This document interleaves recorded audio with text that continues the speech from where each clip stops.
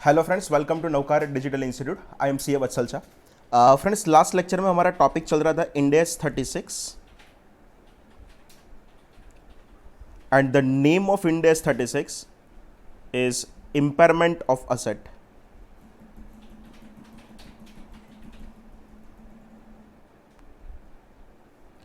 Clear? पहले मैंने आपको लास्ट लेक्चर में जितना भी करवाया था वो सब कुछ एक बार आपको रिवाइज करवा दूं। Friends, what is the basic dictionary meaning of impairment? तो impairment is nothing but decreasing in the value of asset and as per Ind AS 36 आपको इम्पेयरमेंट लॉस आपकी बुक में तभी रिकॉर्ड करना है जब आपकी असेट की कैरिंग अमाउंट उसकी रिकवरेबल अमाउंट से ज्यादा है। उसके पहले आपको कुछ भी इम्पेयरमेंट प्रोवाइड करने की जरूरत नहीं है।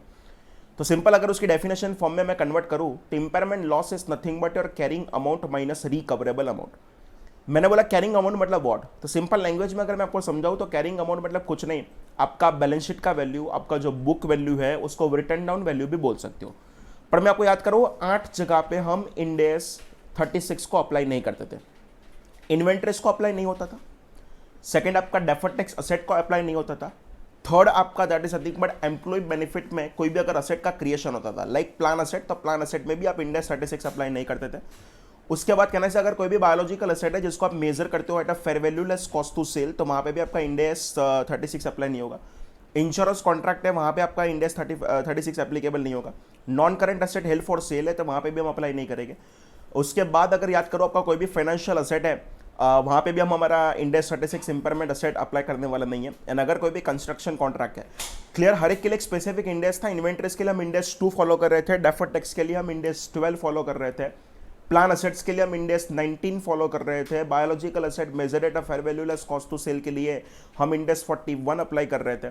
इंश्योरेंस कॉन्ट्रैक्ट के लिए 104 था, non current asset held for sale के लिए 105 था, फाइनेंशियल असेट के लिए 109 था एंड कंस्ट्रक्शन कॉन्ट्रैक्ट के लिए 115 था। एंड सिंपल एक रूल है, जहां पे भी कोई स्पेसिफिक इंड एस एप्लीकेबल होगा वो मेरे जनरल इंड एस को क्या करने वाला है, तो ओवरऑल करने वाला है। इम्पेयरमेंट लॉस के फॉर्मूला अगेन याद करो, carrying amount minus recoverable amount. And what is the meaning of the carrying amount? तो कैरिंग अमाउंट मतलब कुछ नहीं, historical cost minus accumulated depreciation और अमोर्टाइजेशन माइनस अगर इम्पेयरमेंट लॉस पहले प्रोवाइड किया है तो वो। जिस मोमेंट पे मैंने बोल दिया अमोर्टाइजेशन, तो वहां से आपको ये भी क्लियर हो जाना चाहिए कि इंटेंजिबल असेट का भी हम अमोर्टाइजेशन करने वाले हैं। रिकवरेबल अमाउंट मतलब दो चीज था, एक था नेट सेलिंग प्राइस एंड दूसरा था that is nothing but value in use. अच्छा, नेट सेलिंग प्राइस को इंडेक्स की लैंग्वेज में नेट सेलिंग प्राइस नहीं बोलते, उसको हम बोलते हैं fair value less cost to sell. सबसे पहले मैं आपको ये समझाऊं, अच्छा उसमें से दोनों में से विच एवर इज हायर लेना था, उसका लॉजिक मैंने आपको लास्ट लेक्चर में समझाया था। अगर मैं बोलूं fair value less cost to sell, तो ये 3 जगह से आपको मिल सकता है। अगर आपका किसी के साथ बाइंडिंग अग्रीमेंट है तो वो आपके लिए fair value less cost to sell हो गया। बाइंडिंग अग्रीमेंट अवेलेबल नहीं है तो कहना इसे, अगर मैं वहां पे ऐसा बोलूं अगर कोई करंट एक्टिव मार्केट प्राइस है तो वो आपके लिए fair value less cost to sell हो गया। एंड वो भी नहीं है तो आपके पास बेस्ट इन्फॉर्मेशन जो अवेलेबल है वहां से आप फेयर वैल्यू फाइंड आउट कर सकते हो। एंड उसके लिए कहना है आप एक्सपर्ट का ओपिनियन, मैनेजमेंट का एस्टिमेट ले लोगे तो भी चलेगा। मैंने आपको नोट में स्पेसिफिकली लिखा है, वैल्यूएशन फीस है ना वो असेट को बेचने का खर्चा नहीं है, उसका जस्ट प्राइस डिटरमाइन करने का खर्चा है। तो हम वैल्यूएशन फीस को कभी भी कंसीडर नहीं करते थे। इनकम टैक्स एक्सपेंस है, फाइनेंस एक्सपेंस है, ये सारी चीज को हम कभी भी कंसीडर करने वाले नहीं है। उसके बाद हमने स्टार्ट किया था topic that is nothing but the value in use and the value in use is nothing but present value of the future cash flow.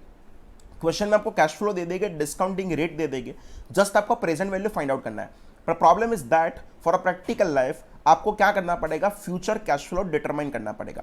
And future cash flow अगर आप डिटरमाइन करोगे तो आपकी हालत क्या होगी वो समझाओ।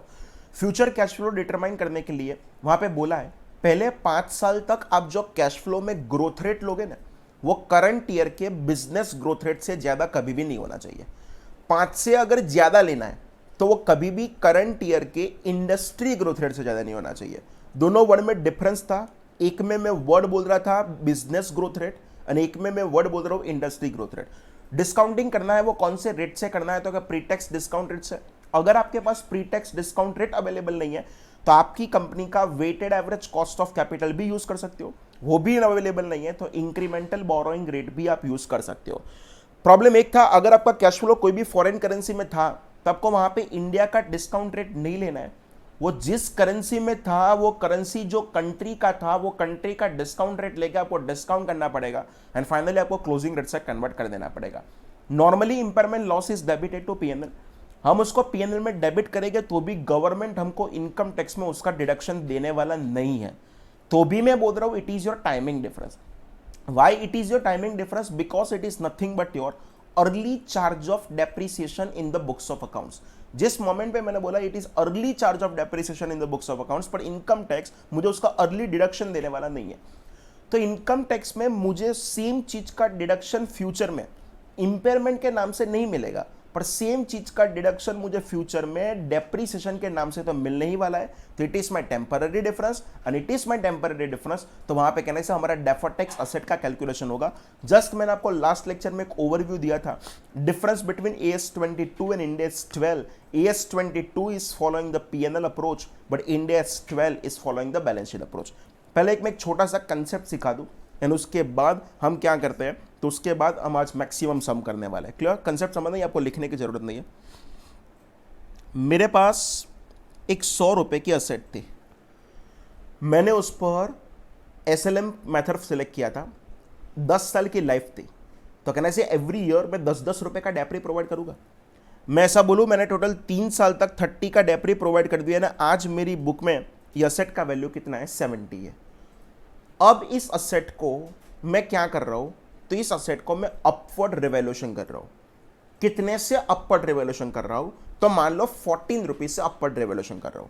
इंड AS क्या बोल रहा है, जब भी असेट का अपवर्ड रिवैल्यूएशन करो तो आपको एंट्री करना पड़ेगा asset account debit 14 rupees and credit कर दोगे रिवैल्यूएशन रिजर्व में. फॉर योर नॉलेज ये रिवैल्यूएशन रिजर्व हम कहां पे दिखाते हैं? OCI में दिखाते हैं. ये OCI टॉपिक को आपको अभी टच ही नहीं करना है, मैं बाद में समझाऊंगा. OCI का जस्ट बात निकला तो फुल फॉर्म बोल दूं, अदर कंप्रेहेंसिव इनकम. ये आपके लिए आज की तारीख में कुछ काम का है ही नहीं, छोड़ दो इसको अभी. क्लियर? मैंने जस्ट मेरे रेफरेंस के लिए यहां पे लिखा है OCI. अच्छा, असेट का कहने से अपवर्ड करूं तो असेट में 14 रुपीज प्लस होगा. तो कहने से असेट का आंसर कितना हो गया? 84 हो गया. एंड कहने से मेरे पास सामने लायबिलिटी साइड एक रिवैल्यूएशन रिजर्व बन जाएगा. कितने का बन जाएगा? 14 रुपीज का. 10 साल की लाइफ थी ना, 3 साल चले गए, हाँ के ना? 3 साल चले गए तो कहने से 7 साल बाकी. एंड अगर 7 साल बाकी है तो कहने से उस पर अगर डेप्रिसिएशन करो तो कहने से आपका आंसर ऐसा कुछ होगा. डेप्रिसिएशन अकाउंट डेबिट कितना होगा? 84 डिवाइडेड बाय 7. कहने से आपका 12 रुपए का डेप्रिसिएशन होने वाला है. एंड अगर 12 रुपए का डेप्रिसिएशन होगा एंड कहने से आपको असेट का वैल्यू कम करना पड़ेगा, तो मैं एंट्री करो depreciation account debit to asset account. मतलब 84 में से यहाँ पे 12 रुपए चले गए. तो कहने से 84 में से 12 निकाल दूं तो मेरे पास यहाँ पे असेट का वैल्यू जो बचा है वो कितने का बचा है? 72 रुपीज का बचा है. सब लोग साथ में. ये पूरा डेप्रिसिएशन चला जाएगा P&L में. एंट्री कर दूंगा P&L account debit 12 to depreciation 12. मुझे पता है यहाँ पे बहुत सारे लोगों को डाउट है, सर आपने क्यों पूरा P&L में डाला? टेंशन मत करो. Ind AS 36 and Ind AS 16 क्या बोल रहा है? ड्यू टू रिवैल्यूएशन जितना भी ज्यादा डेप्रिसिएशन आए वो आपको ट्रांसफर करना पड़ेगा रिवैल्यूएशन रिजर्व में से रेवेन्यू रिजर्व में. एंड वो रिवैल्यूएशन रिजर्व में से रेवेन्यू रिजर्व में ट्रांसफर करना इट इज योर चॉइस. वो मैं आपको इंड AS 16 में सिखाऊंगा. मतलब कहने से अगर इस असेट का मैं अपवर्ड रिवैल्यूएशन नहीं करता तो मेरा डेप्रिसिएशन आता 10 रुपए का, पर मैंने अपवर्ड रिवैल्यूएशन किया है इसीलिए मेरा डेप्रिसिएशन कितने का आ रहा है? 12 रुपए. तो जो 2 रुपए आए ना, वो 2 रुपए के लिए मुझे एंट्री करना पड़ेगा रिवैल्यूएशन रिजर्व अकाउंट डेबिट 2 रुपए. एंड वो आप ट्रांसफर कर दोगे कहां पे? Revenue reserve account. कितने रुपए? 2 रुपए. एंड कहने से अगर यहां से 2 रुपए में माइनस कर दूं तो मेरे पास यहां पे कितने का बचने वाला है? 12 रुपए का रिवैल्यूएशन बचने वाला है.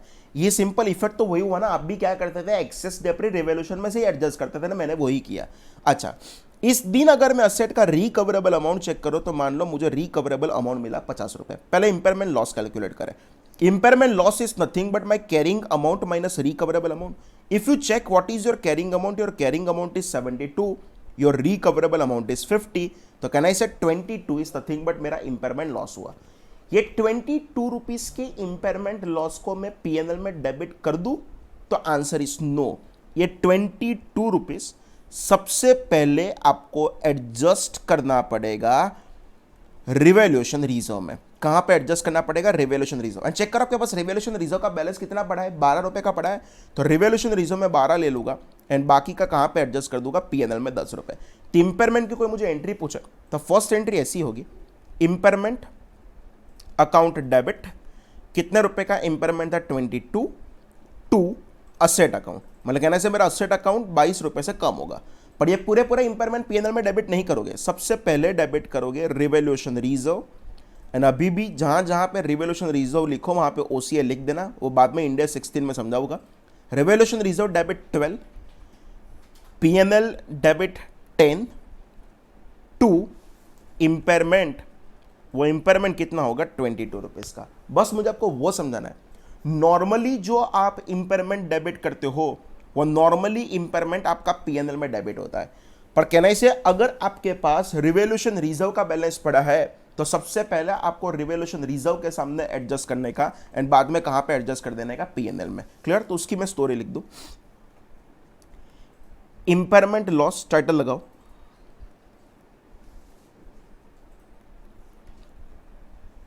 For revalued asset, impairment loss for revalued asset। Clear? वहां पे लिखो, normally impairment loss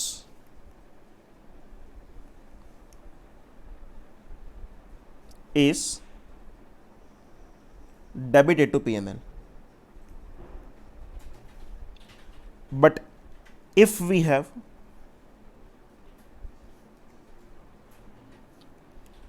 balance of revaluation reserve,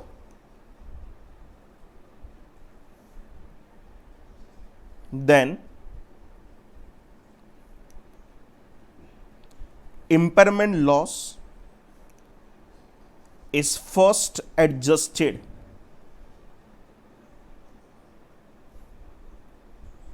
against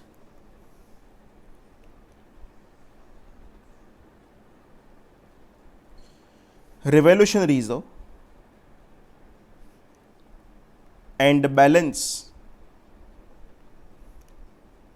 is adjusted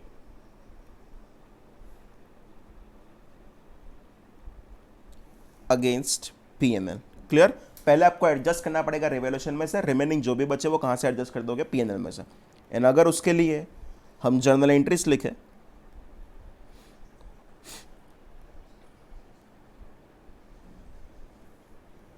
तब फर्स्ट एंट्री करोगे इंपेयरमेंट लॉस अकाउंट डेबिट,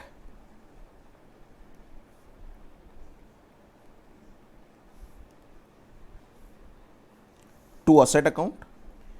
क्यों असेट लिख रहा हूं? Because it may be possible वो आपका प्रॉपर्टी प्लांट एंड इक्विपमेंट भी हो सकता है और इट मे बी पॉसिबल आपके लिए इंटेंजिबल असेट भी हो सकता है। एंड सेकंड एंट्री करोगे that is nothing but revaluation reserve account debit,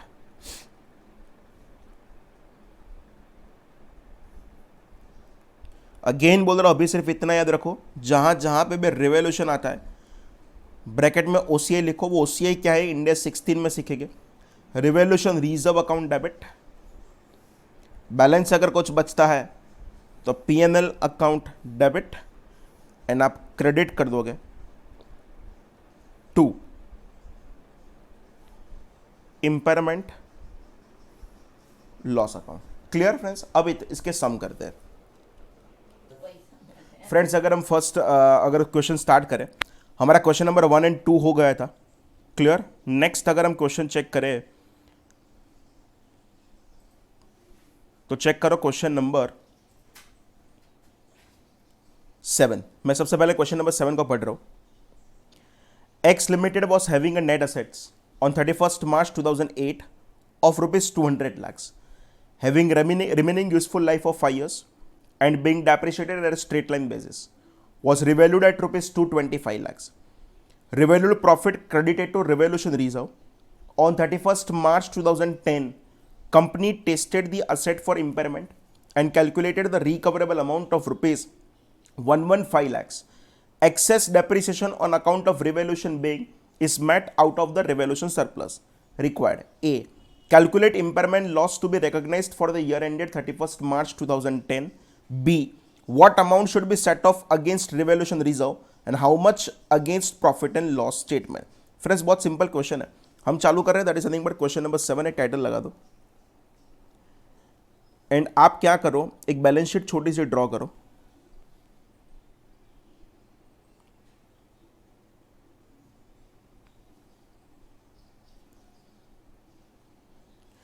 check करो, आपके पास 31 मार्च 2008 को एक असेट था, एंड वो 31 मार्च 2008 को जो असेट था वो कितने का था, तो आपको बोला है 200 लाख का था।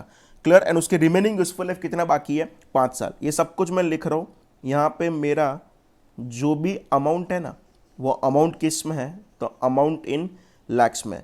क्लियर। ये 200 का था, तो सिंपल अगर मैं पहले तो 2 साल तक का अक्यूमुलेटेड डेप्रिसिएशन अगर मैं कैलकुलेट करूं तो कैसे होगा, 200 का सेट, 5 साल की लाइफ, तो कहना से पर एनम 40 का होगा। एंड अगर 2 साल तक का अगर अक्यूमुलेटेड डेप्री चेक करोगे तो सिंपल वो कितने का होगा, 80। एंड अगर 31 मार्च, अच्छा उसके पहले आई थिंक उस असेट का क्या करना है आपको, रिवोल्यूशन करना है। तो अक्यूमुलेटेड डेप्री बाद में होगा, पहले इस असेट का क्या कर देते हैं, रिवोल्यूशन कर देते हैं। 200 का असेट को आप कहां तक लेके जाते हो, 225 तक लेके जाते हो, तो प्लस पहले मैं क्या करूंगा, अपवर्ड रिवोल्यूशन। एंड अगर आप अपवर्ड रिवोल्यूशन चेक करो तो अपवर्ड रिवोल्यूशन आपका कितना होगा, 25 का। तो 200 का असेट, 25 का रिवोल्यूशन, तो कहने से मेरा असेट का वैल्यू हो गया 225। हम असेट का इंपेयरमेंट आज नहीं कर रहे, 2 साल के बाद करें। तो फ्रेंड्स सबसे पहले कहने से वहां पे हम क्या करेंगे, तो कि अक्यूमुलेटेड डेप्रिसिएशन कैलकुलेट करें। अक्यूमुलेटेड डेप्री कैसे होगा, 225 के असेट की 5 साल की लाइफ थी, एंड 2 साल तक का अगर अक्यूमुलेटेड डेप्री चेक करें तो आप चेक करो आपका 90 रुपीज़ का अक्यूमुलेटेड डेप्री आएगा। और यहाँ पे आपके पास 31 मार्च 2010 को अगर कोई चेक करे तो आपके पास असेट का वैल्यू 135 होने वाला है। पर कहने से लायबिलिटी साइड आपके पास एक रिवोल्यूशन रिजर्व होगा, एंड वो रिवोल्यूशन रिजर्व कितने का होगा, तो क्या 25 होगा। एंड उसमें से आपने एक्सेस डेप्रिसिएशन को एडजस्ट किया होगा। 25 रुपए को 5 साल तक अगर एडजस्ट करो तो पर एनम 5-5 रुपए एडजस्ट करना पड़े। फ्रेंड्स आपने 2 साल तक एडजस्ट किया होगा, एंड अगर कोई पूछे तो 31 मार्च 2010 को आपके पास ये असेट का बैलेंस कितना बचा होगा, अरे रिवोल्यूशन का बैलेंस कितना बचा होगा, 15 रुपए।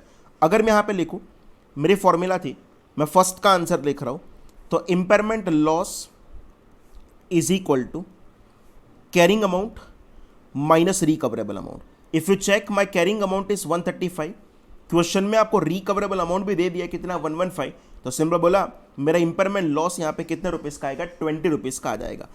सेकंड नंबर के क्वेश्चन में आपको ये भी पूछा है कि what is your allocation of impairment loss, तो वो भी समझा दो। कैन आई से फ्रेंड्स मेरा यहाँ पे इंपेयरमेंट लॉस टोटल आया था 20 रुपीज़। मैं आपको बोल रहा था कि normally impairment loss is debited to PNL, but अगर आपके पास रिवोल्यूशन रिजर्व का बैलेंस पड़ा है तो उसके सामने भी सेट ऑफ कर सकते हो। तो कहने से मेरे पास तो रिवोल्यूशन रिजर्व पड़ा है, तो यहाँ पे मैं लिख रहा हूँ revolution reserve, and revolution reserve का बैलेंस मेरे पास कितने का पड़ा है, तो कहने से रिवोल्यूशन रिजर्व का बैलेंस मेरे पास पड़ा है 15 का, एंड बाकी का मैं लेके आऊँगा कहाँ से, पीएनएल में से, कितने रुपए, 5 रुपए। मैं आपको प्रूव करूँ कि रिवोल्यूशन एक टाइम पास है। अगर आप रिवोल्यूशन नहीं करते तो कहने से आपकी असेट 200 का होता, 200 की असेट पर कहने से 5 साल तक अगर डेप्रिसिएशन प्रोवाइड करते थे, एवरी ईयर आपका 40 रुपीज़ का डेप्री आता। तो कहने से आपका 2 साल तक डेप्री 80 रुपीज़ का था। 200 में से 80 अगर माइनस करो तो कहने से आपके पास असेट का बैलेंस बचता 120, एंड 120 के सामने अगर रिकवरेबल अमाउंट कंपेयर करोगे तो वो 115 था, एंड वहां पे इंपेयरमेंट आता 5 का, एंड वो 5 आप डेबिट कहां पे कर देते, पीएनएल में। अगर मैं इसकी आपको जर्नल एंट्रीज भी लिख के समझाऊं, पूछा नहीं है बट हम कर रहे हैं जर्नल एंट्रीज। तो फर्स्ट एंट्री हम करेंगे, that is nothing but impairment loss account debit,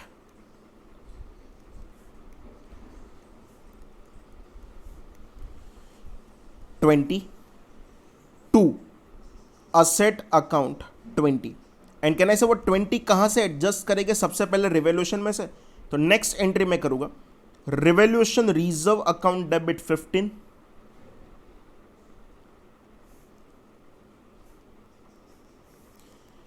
PNL account debit 5, to impairment loss account, and वो इंपेयरमेंट लॉस अकाउंट मुझे यहाँ पे क्रेडिट करना पड़ेगा, एंड वो कितना से क्रेडिट कर दूंगा, 20 से। फाइनली मेरा क्वेश्चन खत्म हो रहा है। क्लियर फ्रेंड्स, अब नेक्स्ट क्वेश्चन चेक करें, that is nothing but question number, ये सब थियोरेटिकल क्वेश्चन है, वो बाद में आराम से करेगा, आज ये टॉपिक पकड़ा है तो उसको खत्म करें। क्वेश्चन नंबर 12 में सॉल्व करवा रहा हूं, ध्यान से सुनना, बहुत अच्छा क्वेश्चन है। From the following details of an asset, first find out the impairment loss, second treatment of the impairment loss, and third current year of depreciation. Cost of asset is 56 lakh, useful life is 10 years, salvage value nil, current carrying value ₹27.3 lakhs, useful life remaining 3 years, recoverable amount 12 lakh, upward revolution done in the last year 14 lakh. बहुत simple question है, पर बहुत लोग यहाँ पे time pass बहुत कर देते हैं। लाइक समझाओ मैं क्या करवा रहा हूँ। क्वेश्चन नंबर 12 स्टार्ट कर रहा हूँ मैं। जस्ट फॉर योर नॉलेज एक बैलेंस शीट को यहाँ पे ड्रॉ कर रहा हूँ, ध्यान से सुनना। 56 लाख रुपीस में एक असेट को लिया था जिसकी लाइफ बाकी है 10 साल, जिसकी टोटल लाइफ है 10 साल, रिमेनिंग यूजफुल लाइफ बाकी है 3 साल। मतलब मैं ऐसा बोलूं कि आज मैं 7th ईयर के एंड पे खड़ा हूं। Upward revolution done in the last year बोला है, मतलब कहने से मैंने रेवोल्यूशन किया होगा 6th ईयर के एंड में, मतलब 6 साल तक तो कोई प्रॉब्लम था ही नहीं। अगेन मैं यहां पे स्पेसिफिकली लिख दूं, यहां पे मेरा जो भी अमाउंट होगा वो अमाउंट रुपीज इन लैक्स में होगा। हाँ, ध्यान से समझना आप क्या मिस्टेक करके आते हो। अगर मैं इस असेट का कॉस्ट चेक करूं तो इस असेट का कॉस्ट था 56। 6 साल तक तो कुछ प्रॉब्लम था ही नहीं, तो एक काम करते हम 6 साल तक का अक्यूमुलेटेड अगर मैं डेप्रीसिएशन आपको कैलकुलेट कर लूँ तो कैसे होगा समझाओ। 56 की असेट थी, 10 साल की लाइफ थी, एंड अगर आप फ्रेंड्स 6 साल का डेप्रीसिएशन प्रोवाइड करो, कैलसी चलाओ। 56 की असेट, 10 साल की लाइफ, एंड अगर आप 6 साल का डेप्री प्रोवाइड करोगे तो फ्रेंड्स कहने से आपका 33.6 आएगा। And eight the end of the 6th year अगर उसका वैल्यू चेक करो तब का वैल्यू कितना आएगा, कहने से 22.4 का वैल्यू आएगा। प्लस कहने से इस पर क्या करूंगा, अब मैं करूंगा अपवर्ड रिवोल्यूशन, एंड अगर मैं अपवर्ड रिवोल्यूशन करूं तो कहने से 14 का आपका अपवर्ड रिवोल्यूशन होगा। एंड यहां पे अगर आप चेक करो तो आपका 36.6 का वैल्यू हो जाएगा eight the end of the 6th year. And सामने कहने से आपका एक रिवोल्यूशन रिजर्व खुल जाएगा, कितना रुपीस का, 14 रुपीस का। और रिवोल्यूशन रिजर्व मैंने कब खोला, eight the end of the 6th year.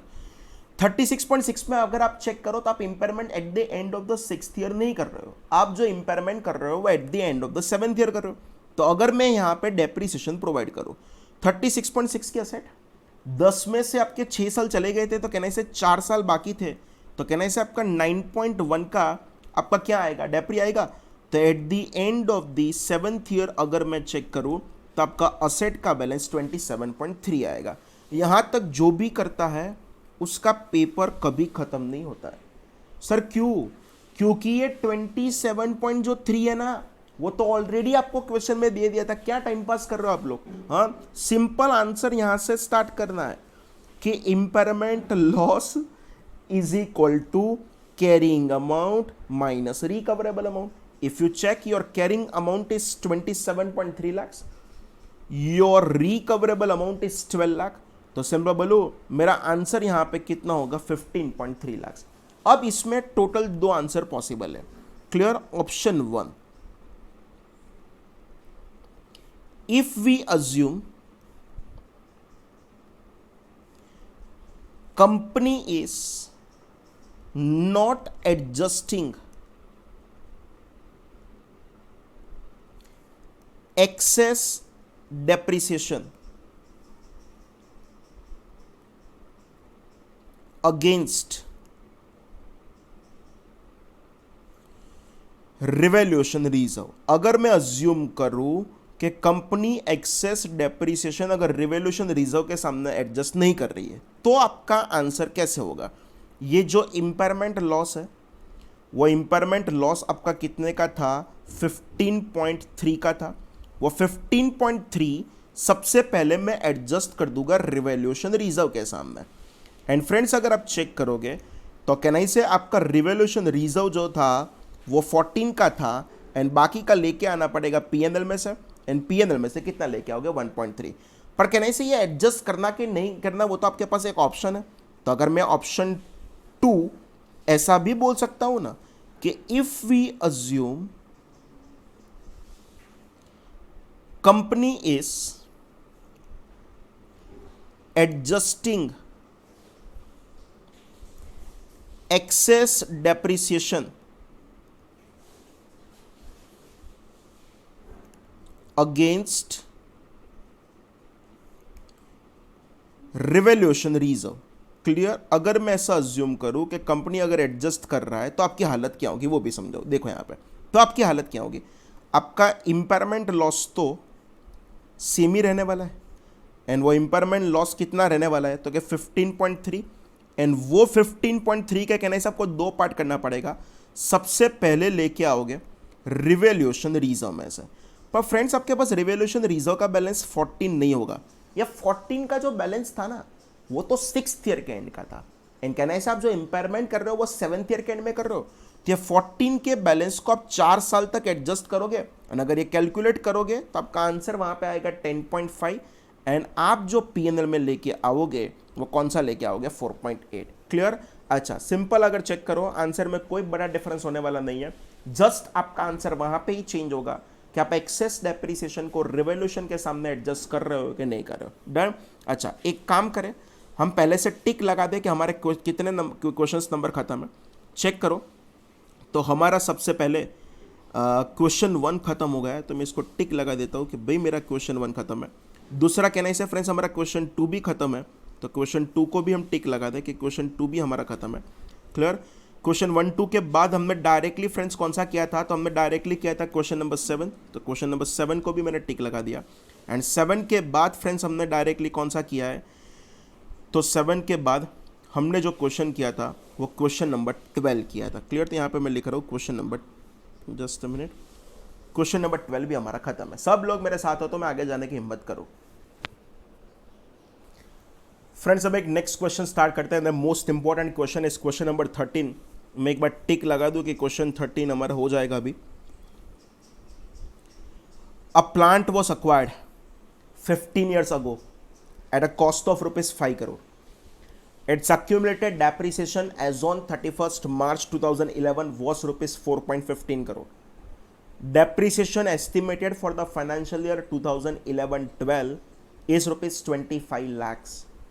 Estimated net selling price as on 31st March 2011 was 30 lakh, which is expected to be declined by 20% at the end of the next financial year. Its value in use has been computed as ₹35 lakhs as on 1st April 2011, which is expected to be decreased by 30% by the end of the financial year. Assuming that, first, other conditions for applicability of the impairment accounting standards are satisfied, what should be the carrying amount of the plant as at 31st March 2012? Second, how much will be the amount of written off for the financial year ended 31st March 2012?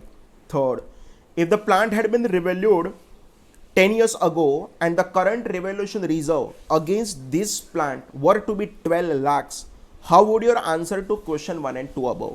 And the fourth, if the value in use was 0 and the enterprise were required to incur at a cost of ₹2 lakh to dispose of the plant, what would be your response to the question 1 and 2 above?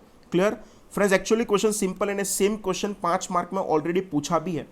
Clear? मैं title लगा रहा हूँ, हम जो कर रहे हैं वो क्वेश्चन नंबर 13 कर रहे हैं, एंड क्वेश्चन नंबर 13 में भी हम सबसे पहले फर्स्ट नंबर का क्वेश्चन कर रहे हैं। मैं जो पूछूं उसका आंसर देते रहना। चेक करो, what is your cost of the plant. तो फ्रेंड्स कहने से आपने जो प्लांट जो परचेस किया था वो 15 साल पहले आपने उसको कहने से 5 करोड़ रुपए में परचेस किया था। यहाँ पे मैं लिखूँ cost of the plant is nothing but 5 crore. उसके बाद कहने से आप यहाँ पे चेक करोगे तो आपको अक्यूमुलेटेड डेप्रिसिएशन का बैलेंस दिया है, आज तक का डेप्रिसिएशन। पर फ्रेंड्स आपको जो अक्यूमुलेटेड डेप्रिसिएशन का बैलेंस दिया है ना, वो तो कहने से 31st मार्च 2011 का दिया है, एंड वो कितना दिया है, 4 करोड़ 15 लाख। तो यहाँ से मैं माइनस कर रहा हूँ 4 करोड़ 15 लाख। तो अगर मैं यहाँ पे चेक करूँ तो कहने से मुझे असेट का कैरिंग अमाउंट मिल जाएगा, कैरिंग अमाउंट। पर जो मिलेगा वो कैरिंग अमाउंट वो कौन से दिन का मिलेगा, एज ऑन 31st मार्च 2011 मिलेगा, एंड वो फ्रेंड्स कितना मिलेगा, तो कहना इसे 85 लाख रुपीस मिलेगा। प्रॉब्लम इज दैट हम जो कैरिंग अमाउंट 85 लाख रुपीस लेके आए वो 31st मार्च 11 का है कि 31st मार्च 12 का है। कहने से वो तो 31st मार्च 11 का है, मुझे तो 12 का चाहिए। तो कहने से उसमें से मुझे डेप्रिसिएशन भी माइनस करना पड़ेगा, डेप्रिसिएशन फॉर द ईयर। कौन सी ईयर का, तो क्या 2011-12 का, एंड वो कितने रुपए होगा, तो कहने से वो 15 लाख रुपए होगा। तो अगर कोई यहाँ पे चेक करे तो सिंपल आपको फाइनल आंसर मिल गया that is nothing but carrying amount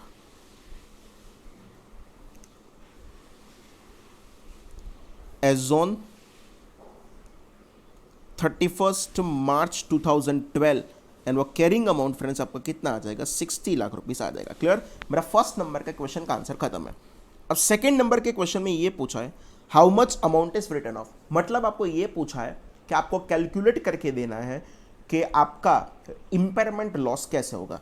तो सबसे पहले मैं कैलकुलेट कर रहा हूं for the net selling price, and जिसको यहां पे नेट सेलिंग प्राइस नहीं बोलेंगे, इंडेक्स की लैंग्वेज में उसको मैं बोलूंगा fair value less cost to sell. Clear? उसका कैलकुलेशन करें। अच्छा, अगर मैं यहां पे चेक करूं तो आपको दिया है fair value less cost to sell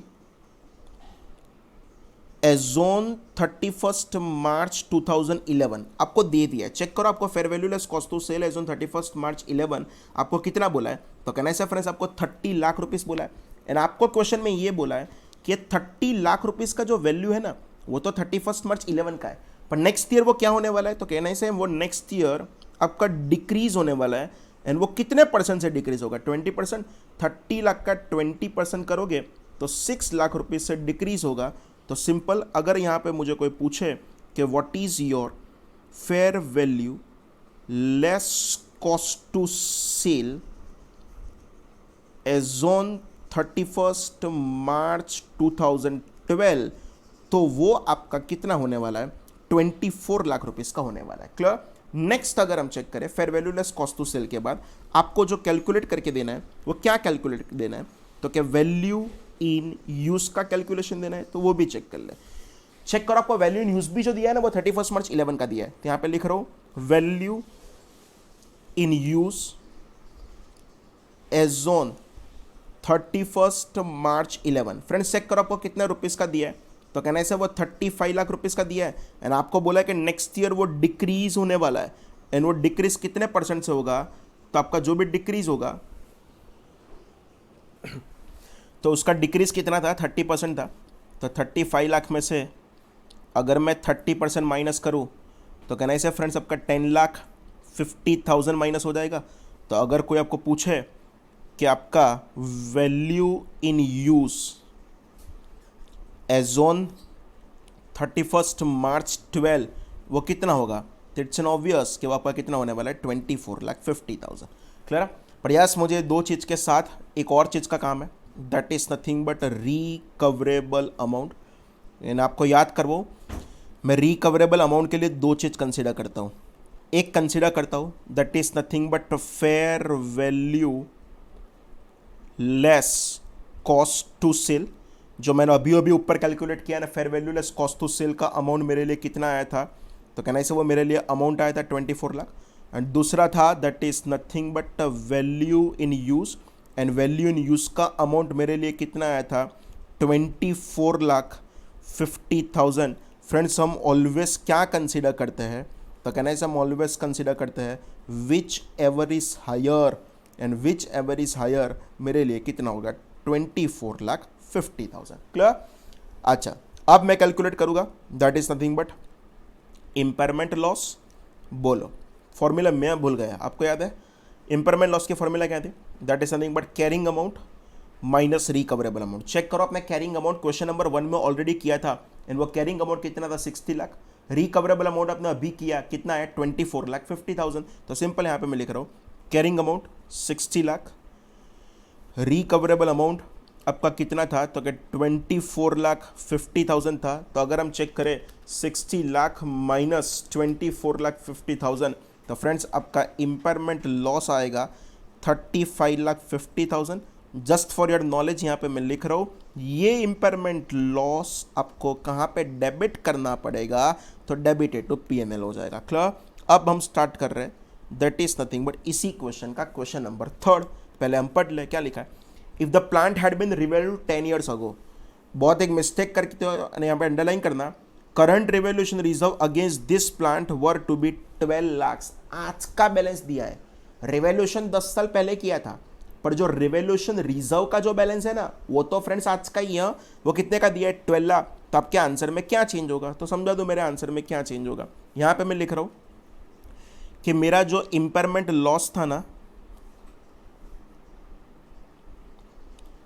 वो मेरा इंपेयरमेंट लॉस कितने का था, तो मेरा इंपेयरमेंट लॉस कहने से 35,50,000 का था। अगर रिवोल्यूशन पड़ा है तो सबसे पहले हमको किसके सामने एडजस्ट करना पड़े, रिवोल्यूशन के सामने। तो यहाँ पे मैं लिख रहा हूँ रिवोल्यूशन रिजर्व के सामने मैं एडजस्ट कर दूंगा। एंड रिवोल्यूशन रिजर्व के सामने फ्रेंड्स आप कितना एडजस्ट करोगे, तो आपके पास कितने का रिवोल्यूशन पड़ा था वो चेक कर लो। तो आपके पास 12 लाख का रिवोल्यूशन पड़ा था, तो 12 लाख रिवोल्यूशन के सामने एडजस्ट हो जाएगा। एंड बाकी का जो भी है वो पीएनएल में एडजस्ट हो जाएगा। कितने रुपीस, 23,50,000 रुपीज़। अगर कोई आपको इसकी एंट्री पूछे तो फर्स्ट एंट्री आपको करना पड़ेगा इंपेयरमेंट लॉस अकाउंट डेबिट। कितना करोगे, 35,50,000। एंड आप जो क्रेडिट कर दोगे वो क्रेडिट क्या कर दोगे, असेट अकाउंट, तो टू असेट अकाउंट। एंड वो क्रेडिट में यहाँ पे मैंने कर दिया 35,50,000। वो 35,50 सबसे पहले एडजस्ट कहाँ से करना पड़ेगा, रिवोल्यूशन में से। तो आप एंट्री करोगे रिवोल्यूशन रिजर्व ब्रैकेट में ओसीआई डेबिट, कितना कर दोगे, 12 लाख रुपए। नेक्स्ट डेबिट कर रहा हो that is nothing but PNL. And PNL account debit कर दोगे कितने रुपीस, तो 23,50,000। एंड फाइनली आपका यहाँ पे इंपेयरमेंट लॉस का अकाउंट यहाँ पे क्लोज हो जाएगा। टू इंपेयरमेंट लॉस अकाउंट कितना हो जाएगा, सिंपल 35,50,000 रुपीज़। एंड मेरा यहाँ पे क्वेश्चन नंबर 3 भी डन है। मज़ा जो इस क्वेश्चन की है ना, वो क्वेश्चन नंबर 4 में है। क्वेश्चन नंबर 4 में फ्रेंड्स अगर आपको पता चले तो आपका रिकवरेबल अमाउंट का आंसर चेंज होगा। अगेन मैं आपको याद करो, रिकवरेबल अमाउंट में मैं दो चीज कंसीडर करता हूं। एक कंसीडर करता हूं फेयर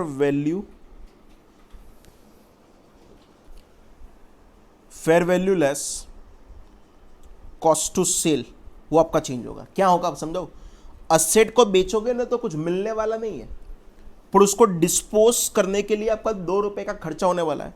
तो इन दिस सिचुएशन आपका fair value less cost to sell -2 होगा।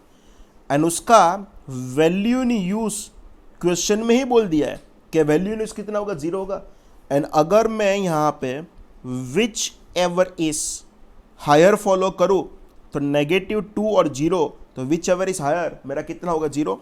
तो अगर यहां पे मैं चेक करूं कि what is my impairment loss, तो impairment loss is equal to carrying amount minus recoverable amount. Carrying amount हमने कैलकुलेट ऊपर किया था 60 लाख, रिकवरेबल अमाउंट 0। तो सिंपल फ्रेंड्स आपका पूरा इंपेयरमेंट लॉस 60 लाख का हो जाएगा। पर यस, ये 2 रुपए जो है ना, ये 2 रुपए का फ्रेंड्स आपको क्या बनाना पड़ेगा, प्रोविजन बनाना पड़ेगा। एंड अंडर इंड एस आप अकाउंटिंग स्टैंडर्ड देखो तो आपके लिए प्रोविजन के लिए एक स्पेसिफिक अकाउंटिंग स्टैंडर्ड हुआ करता था जिसका नाम था AS 29, पर अंडर इंड एस उसका नाम है इंड AS 37। क्लियर। तो यहां पे मैं लिख रहा हूं according to Ind AS 37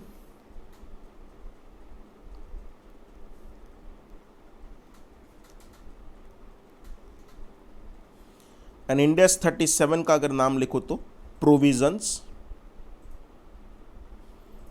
contingent liabilities,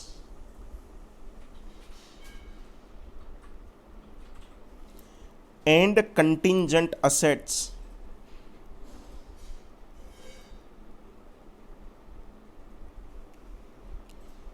company should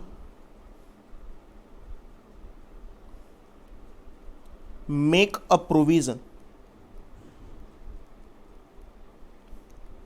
of rupees 2 lakh for disposal cost. Company को 2 लाख रुपए का क्या बना देना पड़ेगा, प्रोविजन बना देना पड़ेगा। हर एक क्वेश्चन इजी था, अगर आराम से करो ना ऐसा सेम क्वेश्चन 5 मार्क में ICAI ने एग्जाम पेपर में पूछ लिया है। अब एग्जाम के अगले दिन ये क्वेश्चन करके ही जाने का। ओके फ्रेंड्स, अब नेक्स्ट क्वेश्चन स्टार्ट करें, that is something but question number 14। मैं एक बार इसको भी अंडरलाइन करूँ कि हमारा 14 हो गया है।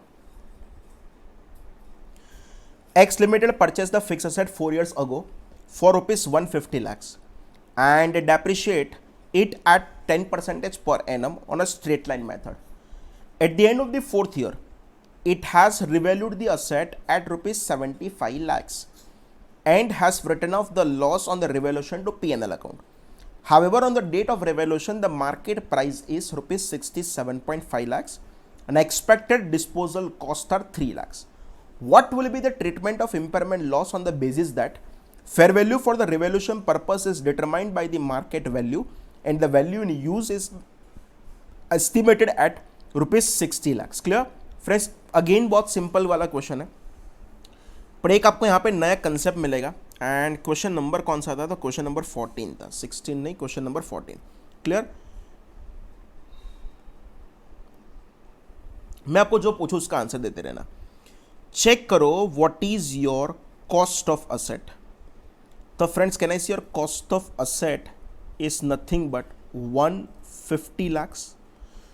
4 साल तक आपने डेप्री तो प्रोवाइड कर ही दिया, तो उसमें से अगर मैं माइनस करूं अक्यूमुलेटेड डेप्रीसिएशन, एंड फ्रेंड्स आपने जो फॉलो किया है वो तो कहना इसे SLM फॉलो किया, तो कैसे होगा? 150 lakhs का असेट 10% के हिसाब से अगर आप फ्रेंड्स 4 साल तक का चेक करो तो मैं ऐसा बोलूं आपका जो अक्यूमुलेटेड डेप्रीसिएशन होगा वो 60 lakhs होगा. एंड अगर मुझे कोई पूछे कि what is your book value at the end of 4th year, तो book value at the end of the 4th year आपका कितना होगा? तो क्या 90 lakhs होगा. इस 3 आप असेट को रिवैल्यू करते हो 75 तक. फ्रेंड्स याद करो, प्रॉपर्टी प्लांट एंड इक्विपमेंट का इंडेस एंड अकाउंटिंग स्टैंडर्ड दोनों लोग सेम बोल रहे हैं. असेट को इनिशियली मेजर करना है कॉस्ट पर, सब्सिक्वेंटली मेजरमेंट के लिए आपके पास 2 चॉइस है.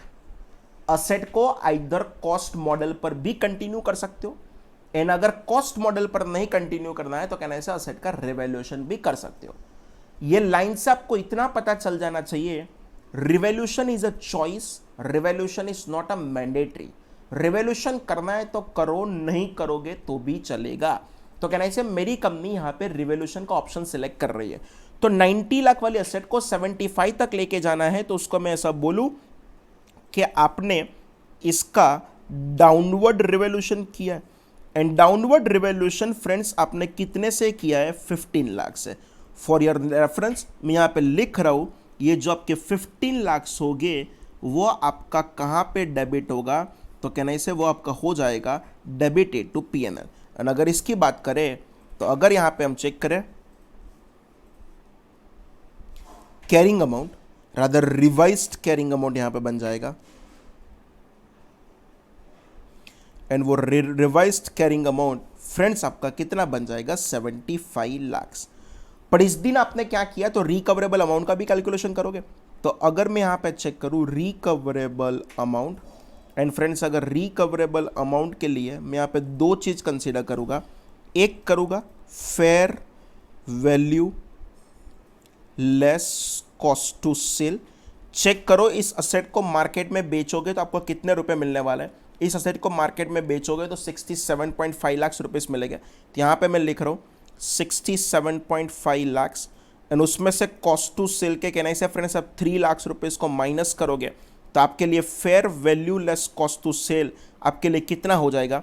64.5 lakhs. क्लियर? नेक्स्ट अगर चेक करो तो कहना से आपको क्वेश्चन में वैल्यू इन यूज भी दे दिया है, एंड वैल्यू इन यूज कितना दिया है? 60 lakhs दिया है. एंड अगर उसमें से हम सिलेक्ट करें whichever is higher, and whichever is higher अगर मैं चेक करूं तो कहने से वो कितना हो जाएगा? 64.5 lakhs. क्लियर? अच्छा, पर कहने से मेरी बुक में असेट का कैरिंग अमाउंट तो जस्ट 75 का था, तो मुझे इसके लिए इम्पेयरमेंट लॉस रिकॉर्ड करना पड़ेगा. एंड अगर मैं इम्पेयरमेंट लॉस रिकॉर्ड करूं तो कैसे होगा? 75 lakhs माइनस 64.5 lakhs. तो कहना है हम जो इम्पेयरमेंट लॉस रिकॉर्ड करेंगे वो कितने का रिकॉर्ड करेंगे? 10.5 lakhs. And for your knowledge again मैं बोल रहा हूँ 10.5 भी डेबिट कहाँ पे हो जाएंगे? तो क्या डेबिटेड टू P&L. एंड अगर मैं यहाँ पे चेक करूँ कि what is your total amount debited to PNL, total amount debited to PNL check करें तो ऊपर याद करो मैंने 15 लाख रुपए डेबिट किए थे डाउनवर्ड के नाम से, एंड मैंने यहाँ पे इम्पेयरमेंट के नाम से 10.5 लाख डेबिट किए, 15 लाख प्लस 10.5 लाख, तो कहने से आपका 25.5 लाख होने वाला था। क्लियर? अच्छा आप मैं समझाओ, अगर डाउनवर्ड नहीं करते ना तो भी आप 25.5 डेबिट करते हैं। लाइक समझाओ, अगर डाउनवर्ड ना करो तो कहने से आपकी बुक में असेट 90 का होता, 90 के सामने अगर आप चेक करो तो असेट का रिकवरेबल अमाउंट आया 64.5। आप कैलसी में चेक करो 90 माइनस 64.5 करोगे तो अगेन आपका कितना डेबिट होने वाला है 25.5। Clear friends? बहुत सारे लोगों के मैसेज आ रहे हैं कि कुछ नेट कनेक्टिविटी का प्रॉब्लम है, तो आज का लेक्चर यहाँ तक ही रखते हैं, बाकी का नेक्स्ट लेक्चर में सॉल्व करेंगे। Thank you friends, thank you very much.